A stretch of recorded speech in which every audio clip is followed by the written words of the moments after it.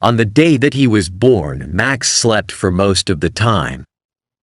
And in the first weeks of his life he slept like other babies. But when he began to look around him, he didn't sleep so much. He slept for a few hours at night and a little in the daytime. Then he stopped sleeping during the day. He was awake for 20 hours. His eyes were always open. His mother, Samantha Price, was very surprised. She said that the world was a very interesting place and perhaps Max wanted to see everything.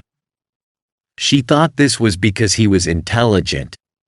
The doctors and pediatricians were also very surprised, but they said that they didn't know why Max slept so little. Then a child psychologist studied Max's case. He said that it wasn't a very strange case. His studies showed that a lot of modern babies were sleeping less. He wasn't sure why, but he had some ideas about it. 200 years ago people went to bed earlier than today, he told Samantha. Generally, life was slower in the past and people slept longer. They worked a lot and they didn't have much money, so they often stayed at home after work and went to bed when it got dark. You see, there was no television and there weren't any electric lights. Electric light is different from candlelight. It is brighter and it keeps you awake. Babies are influenced in mysterious ways by the world. And if the world is fast, noisy, and bright, and if people often go to bed very late, babies will feel this and they won't sleep so much. Are you sure, doctor? Samantha said. I think that Max doesn't sleep because he finds the world so interesting. He's very intelligent. Yes, that's possible, Mrs. Price. But it's true that our society is becoming more nocturnal. The psychologist's words surprised Samantha. She couldn't believe him. But when she told her husband Derek, he said, yes, it seems crazy, but our world is crazy. The psychologist may be right. But we'll see. Perhaps it will pass and Max will sleep like other babies. When Max was 5, the doctors said he was a hyperactive child. Every night Samantha tried to put him to bed at 8:30, but he wasn't sleepy. Samantha became angry. Derek was angry too. They shouted at Max and finally he went to bed at about 9:30. But he cried and cried, and he never fell asleep before 11 o'clock. Then he woke up between 4 and 5 in the morning and he wanted to play. Samantha and Derek were always tired and nervous. When Max was 8, he slept about 2 hours at night. Now Samantha and Derek went to bed while he continued to play quietly with his toys or his computer.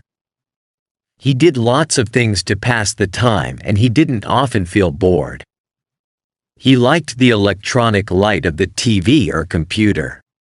He was always in the light. If he was always in the dark for a while, he became nervous and depressed. It seemed that he needed light. I think he's a mutant, Derek said one day, and he laughed. But he was half serious. What do you mean?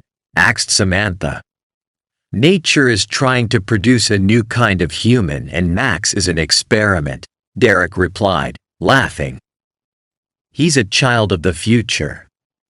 When Max was a teenager, he was awake for most of the day. At night he went to discos or all-night parties.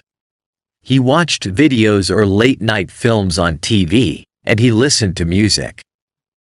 He went to school every day, but he didn't get up in the morning like other children. At school his friends were surprised because he wasn't sleepy. And he worked hard. He liked learning new things and he read a lot of books. He wanted to know all about life and the world. When his friends asked him about this, he said, I want to understand everything.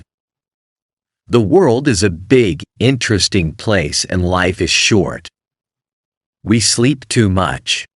Sleep is a waste of time. Samantha and Derek were feeling better now because they usually slept well. Derek accepted Max's condition more than Samantha. He said it was true that Max was different, but in other ways he was normal. He liked sport, clothes, music and girls. "How can you say he's normal?" said Samantha. "A normal person can't always live in the light of day or electricity. Normal people can't live without sleep. It's impossible. Max must sleep or one day he will die." One evening Samantha put some strong sleeping tablets in Max's tea to see what would happen. When he began to look sleepy, she called Derek. "Look," she said excitedly. "He's going to fall asleep." Derek was surprised and happy. "That's wonderful. Perhaps he's normal after all. SSH. You'll wake him up." After about half an hour, Max opened his eyes. "What's happening?" he said, looking around. "You fell asleep," said Derek with a big smile. "Asleep? Me?" Max looked angry. "How long?" "About 30 minutes. "Oh no. I don't want to sleep. There's too much to do and see in the world." "But how did I fall asleep?" Samantha said quietly, "I gave you some sleeping tablets." "You? What?" Derek shouted. "Give them to me, Mum," said Max. Samantha looked very unhappy. "Oh, you must sleep, Max." "Why don't you sleep?" "I don't need it. When you sleep, you don't know anything. You can die in your sleep and you won't know about it. When you sleep, you can't see or hear anything. I don't like that. But everybody in the world sleeps, Max." "I know, but not me. I want to see, hear, and know. Now give the tablets to me, Mom." Slowly Samantha put the packet in his hand. But she couldn't stop herself. She was always thinking about Max's condition. One day she wrote to a famous neurologist who was an expert on sleep. Dr. Somas answered her letter, asking if he could do some tests on Max. Max said yes. After the tests, Dr. Somas said that Max's brainwaves were different. "His brain produces very strong alpha waves," the doctor explained. "These are the normal waves when we are awake. But his brain doesn't produce any slow waves, which are normal when we are asleep." "It's strange. I've never seen this before." "So he really doesn't need sleep?" asked Derek. "Sometimes perhaps, just a little." "And he is a normal, healthy person?" Samantha asks. "Yes, he is. But there is a problem. Sleep restores the body. If the brain is always awake, the body is not renewed. And so, it will get old faster than normal." Samantha was looking at the doctor with big, frightened eyes. "Do you mean that Max will die young?" "I don't know, Mrs. Price, but it's possible. I would like to do some more tests." Dr. Somas's tests showed that Max's body was getting old faster than normal. He was 18, but he had the body of a man of 35. Samantha and Derek were shocked. "How long will he live?" Derek asks. "That's a very difficult question and I don't know the answer." "Oh, isn't there anything we can do, doctor?" Samantha cried. "How can we help him?" Dr. Somas was silent for a moment. "Well, I know of a drug that can make him sleep. But it's a very strong drug. If he takes it for a long time, or if he takes an overdose, it will kill him. And it is addictive. With time he will want more of it. Samantha and Derek said nothing. They only looked at each other sadly. So if he takes this drug, he will live longer. Am I right? Said Derek. I'm not sure, Mr. Price. You see, he will be a drug addict and the drug will kill him in the end. Oh God, this is terrible, cried Samantha with big tears in her eyes. Which will kill him first, no sleep or the drug? Again, I can't be certain, replied Dr. Somas. I can only say that if my calculations are right, it seems probable that without sleep he will die younger than if he takes the drug. After a silence, Derek said, we must tell poor Max all this and he can decide what he wants to do. He won't take the drug, said Samantha, shaking her head. Are you sure? Asked Dr. Somas. Yes. He says he wants to stay awake. He wants to live with his eyes open. He told us that life is too short to sleep because there is so much to learn and do. He will never take any drugs.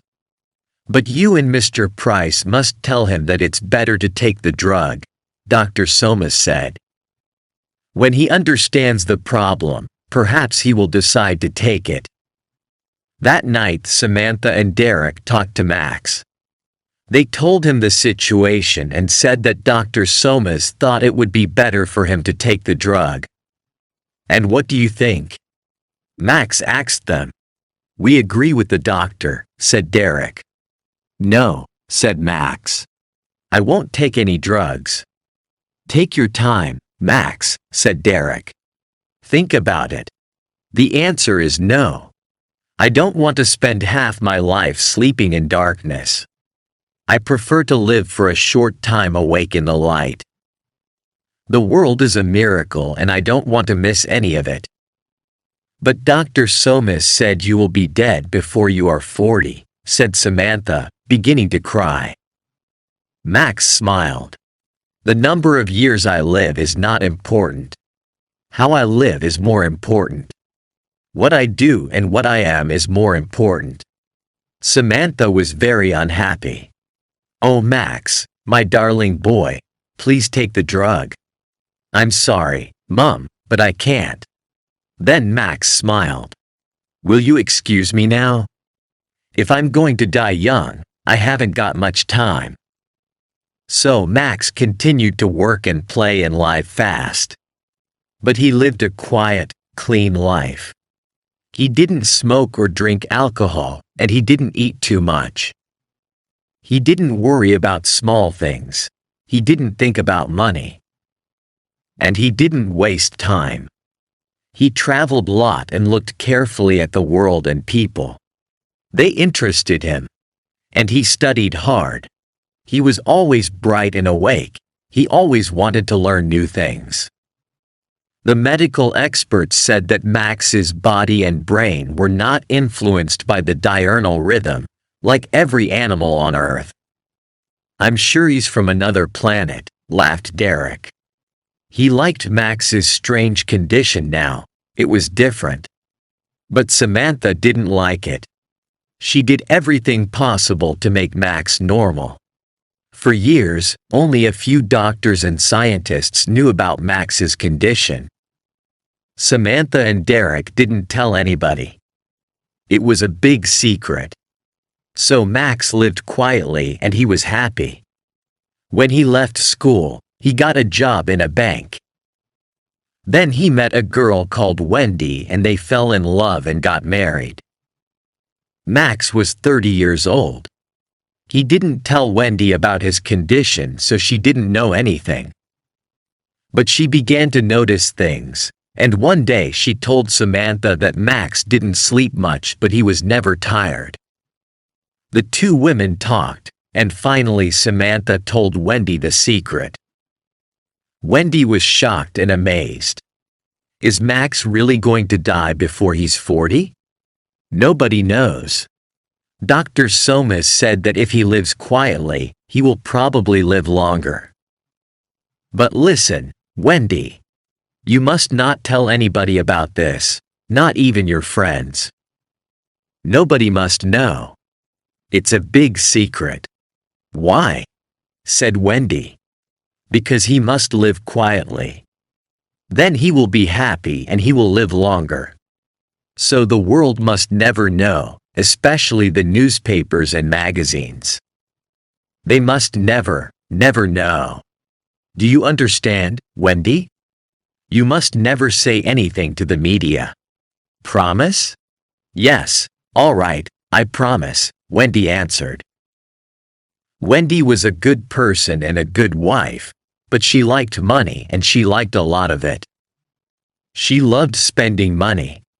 So when she saw beautiful clothes in the shops, she was often angry because she couldn't buy them. Max didn't get a lot of money as a bank clerk. So Wendy began to think. She thought, I'm going to have a child soon. If Max dies before he is 40, what will happen to us? I must think about the future. One day she decided to speak to Max about it. At first he was angry because she knew his secret, then he smiled. Wendy, my love, don't think about the future. We love each other and we are happy. That's very important. You see, nothing is certain. Perhaps I won't die young. But I promise that when I die, you will have enough money. But Wendy had a different idea. She thought about it for a few days and then she went to the office of a big national newspaper and said that she wanted to tell them an incredible story. Of course, she got thousands of pounds for the story. And when the world heard about Max, the world wanted him. America, Japan, Australia, Europe, interviews, articles, talk shows, documentaries. The public and the media were fascinated. In a few days Max became world famous, and Wendy became very rich. He tried to hide. He tried to escape from all the noise and attention. He ran away, but the media always found him. Samantha knew that this was a very bad thing for Max and she was furious with Wendy. But it was too late. The TV journalists and personalities, the newspapers and magazines followed him everywhere. Film directors offered him millions of dollars to appear in their films. Big film stars and rock singers wanted to meet him. Max became unhappy. He became ill.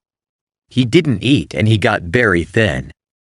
He lost his concentration and he stopped working hard. He also lost his interest in the world, in people, in life. He didn't want to learn new things. He locked himself in his room and sat alone night and day. And Wendy continued to spend the money. One day Samantha visited him and she was shocked because he had changed a lot. He looked gray and tired. He looked old. His eyes were heavy and there were dark shadows under them. Then, while Samantha was talking to him, the impossible happened. He yawned. She couldn't believe her eyes. Are you sleepy, Max? She asked. Yes. I want to sleep. And in a few moments he was asleep. He slept for a few hours. But when he woke up, he was still tired. A few days later he slept again. And then little by little he began to sleep like a normal person. You sleep 8 hours a day now, Max, Samantha said, frightened. What's happening to you? I don't know, he replied. I feel tired. I need to sleep. But why? Because I don't want to stay awake now. The world is boring. People are boring. It's better to sleep. When he fell asleep quickly, Samantha went home. She was very anxious and very unhappy. Now Max was beginning to sleep more than a normal person. He had no more bright energy, no more interest in life. He just seemed very tired. Now the public and the media were completely obsessed with Max. Photographers stood outside his house all day and night and took photos of Max when he yawned and when he was asleep. Every day Wendy told reporters what Max was doing, for a fee, of course. All round the world people knew what Max was doing every minute of the day. They tried to telephone him, they sent letters, telegrams and presents. Samantha said to herself, "If this continues, Max will die. It must stop." She thought about it day and night. And then one day she decided to appear on a TV chat show. "He's very ill," she said in the studio. "You must all leave him alone." "Why is he ill?" the interviewer asks. "Is the drug killing him?" "No, he doesn't take any drugs," said Samantha angrily. "It's you, the newspaper and TV people, and you, the public. You have destroyed his peace and his world with all your noise and gossip. You won't let him live quietly. He always lived in the light with his eyes open, but you have pulled him down into your darkness and he has closed his eyes. You, the media and the public, are killing Max with your stupidity. Leave him alone." The media and the public were very angry. Next day there was a lot of anger about it on TV and in the newspapers. Us? One newspaper article began. "Is Max Price's mother accusing us?" "Yes, she is saying that we, the people and the press, are destroying her son." "But isn't he rich now? And isn't he famous? Hasn't Mrs. Price asked herself who made him rich and famous? We are innocent, Mrs. Price. We have helped your son. You told us to leave him alone. But we live in a democracy. We have a right to know about Max Price. We demand to know about him," etc., etc. When Samantha left the TV studio, she went to Max's house. Wendy told her that he was sleeping, so she went home. Next day Wendy phoned Samantha. "I'm frightened," she said. "Max is still sleeping. Please come." When Samantha arrived, there were reporters and photographers and 2 TV cameras outside the house. She pushed her way to the door and went in. Wendy was sitting on the sofa. She looked terrified. "Why doesn't he wake up?" she cried. The women went upstairs to Max's room. He was in bed. His eyes were closed. His face was very pale. Samantha touched him. "He's very cold," she said. "Call Dr. Somas." Dr. Somas came and began to examine Max. Just then Derek arrived. "There's a very big crowd outside," he said. Then he saw that the women were crying. He looked at Dr. Somas, who said to him, "Tell the people to go away. Max is dead." Next day Max's death was big news all over the world. The newspapers, the magazines, and the TV news all had the same opinion. The boy who couldn't sleep has finally found eternal rest. As the doctors always said, he died before he was 40.